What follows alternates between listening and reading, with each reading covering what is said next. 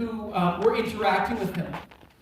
He was pastoring in the United States, and he started to speak at conferences. And as he shared, one of the things that he was doing was he was challenging people to think differently about the way that they engage and interact with their faith, and even the Word of God.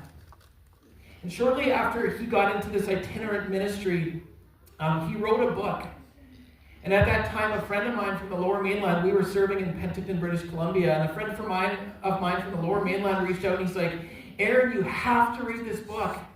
It's been life-changing for me, and it's going to touch you as well. So this is about the time in history when Amazon was really coming on stream with a number of different people, and at that time, they were sort of an outlet to buy books from, and so I ordered the book, and it came, and this friend of mine had said, when you get the book, don't read it all at once. You have to read it slowly. You have to ingest what it's saying and then slowly apply the truths. And so don't rush through, but read a couple of pages at a time and take it all in. And so one of the things that I had available to me at that time was that Ronald was working close to the hospital in Penticton, and I finished work about half an hour ahead of when she was done for each day. And so I had this window where I would drive over to her office, and I would sit outside, and sometimes I would go for a walk, sometimes I would sit on a bench, sometimes I'd nap in the car. But now with this new book, I had the opportunity to sit there and for 20 or 25 minutes, read a few pages, and then just sit there and process it and take it all in. I remember I was into the first chapter, and the author presented something that I had never heard of before. He said, when it comes to faith, he says, we look at our faith and we look at the truths of the faith and we hold them like bricks that go into a wall.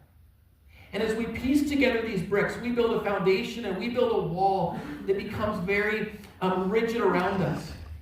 And he says, as we look at these things and we look at the times we live in, sometimes we look at the bricks that go into the wall and we remove some of them, saying that either the times have changed or things aren't that way anymore.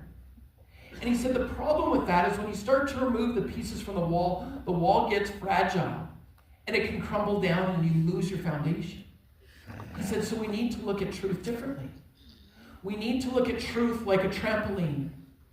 And the truths we need to look at our faith like a trampoline. And the truths that we stand on are like springs in a trampoline. And sometimes there's pieces we can't work with, and so we can pull out those springs and set them to the side, but the trampoline still functions as it's supposed to. And I remember hearing that, or reading that anyways, in this book, and I just remember thinking, that is so different than what I